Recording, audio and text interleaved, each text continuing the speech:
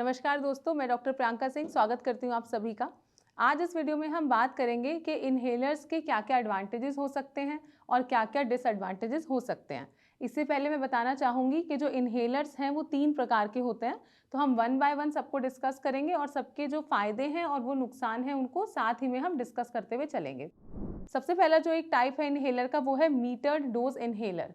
ये वो इन्हेलर होता है जो कि आप पफ के फॉर्म में लेते हैं। इस इन्हेलर के जो फ़ायदे हैं, एडवांटेजेस हैं वो ये हैं कि सबसे पहले ये बहुत ही क्विक एक्टिंग यानी कि फ़ास्ट रिलीफ आपको प्रोवाइड करता है। अगर आपको सांस लेने में तकलीफ़ है और आप इन्हेलर का इस्तेमाल करते हैं, मीटर्ड डोज इन्हेलर का इस्तेमाल करते हैं, तो ये इंस्टेंटली आपके लक्षणों में आपको रिलीफ प्रोवाइड कर देगा। वहीं पर इसका दूसरा फ़ायदा ये होता है कि इसकी जो डोज़ है, जो मेडिकेशन है, उसका अमाउंट इसमें फ़िक्स होता है।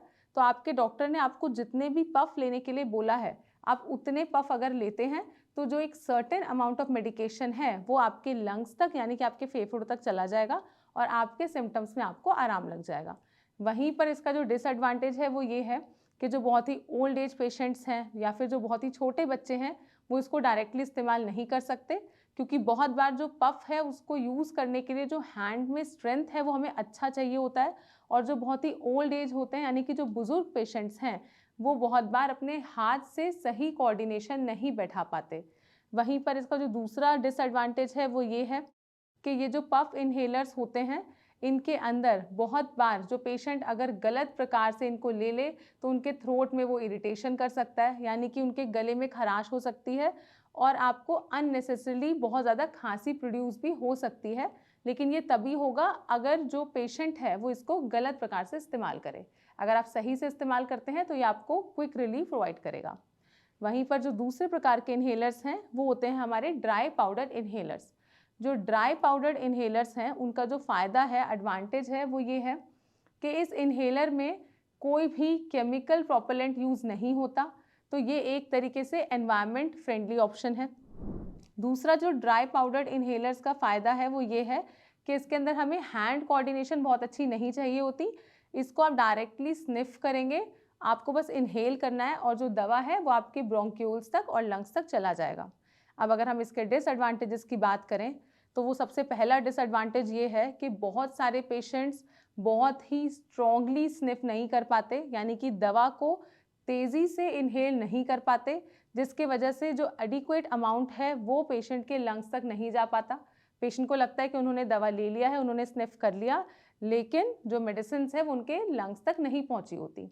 वहीं पर इसका जो दूसरा नुकसान है वो ये है कि इसके अंदर जो डोजेज़ हैं वो हम सेट नहीं कर सकते। तो जो पेशेंट है वो इतना कैपेबल होना चाहिए कि उनको पता हो कि सफिशिएंट मात्रा में हमें कितना जो है मेडिसिन उसको इन्हेल करना है, तभी उनको ड्राई पाउडर इन्हेलर से आराम नज़र आएगा। थर्ड जो हमारा टाइप होता है इन्हेलर का वो है नेबुलाइज़र। ये बहुत ही कॉमन मेथड है। नेबुलाइज़र्स जो हैं ये बहुत ज़्यादा छोटे बच्चे यानी कि जो इन्फेंट हैं, 1 साल से छोटे बच्चे हैं या 2 साल से छोटे बच्चे हैं, या फिर जो बहुत ही बुज़ुर्ग पेशेंट्स हैं, उसमें सबसे ज़्यादा जो बेनिफिशियल है वो नेबुलाइज़र होता है। रीज़न बीइंग कि जो नेबुलाइज़र है इसको हम इसका जो मेथड है यूज़ करने का वो ये होता है कि जो लिक्विड मेडिकेशन है उसको हम स्टीम के फॉर्म में कन्वर्ट करते हैं एक मशीन के द्वारा, और फिर वो जो स्टीम है वो एक माउथ पीस यानी कि मास्क के द्वारा डायरेक्टली पेशेंट के लंग्स तक मेडिसिन को डिलीवर कर देता है। यहाँ पर एक जो हमें इसका एडवांटेज है वो ये मिलता है कि हम large dose of medication nebuliser के द्वारा पेशेंट को प्रोवाइड कर सकते हैं।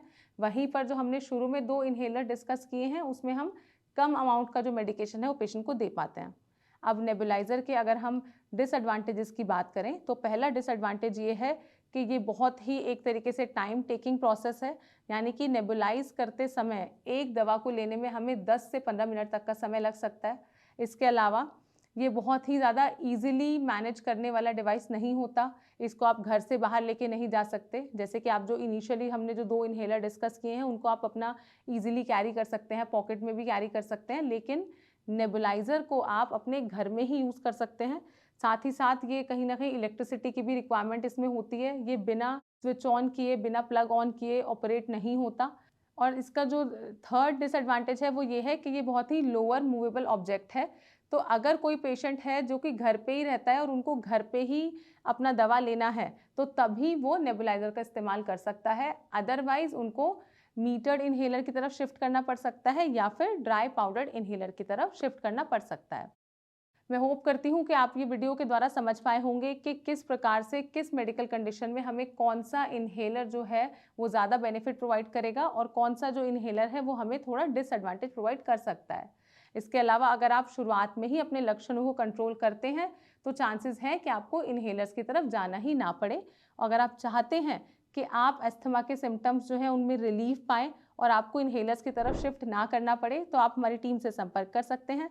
हमारी टीम अपनी तरफ से पूरी कोशिश करेगी कि हम आपको अस्थमा से रिलीफ दिलाने में मदद कर सकें। जल्द मिलते हैं अपनी नेक्स्ट वीडियो में, तब तक के लिए स्टे सेफ, स्टे हेल्दी।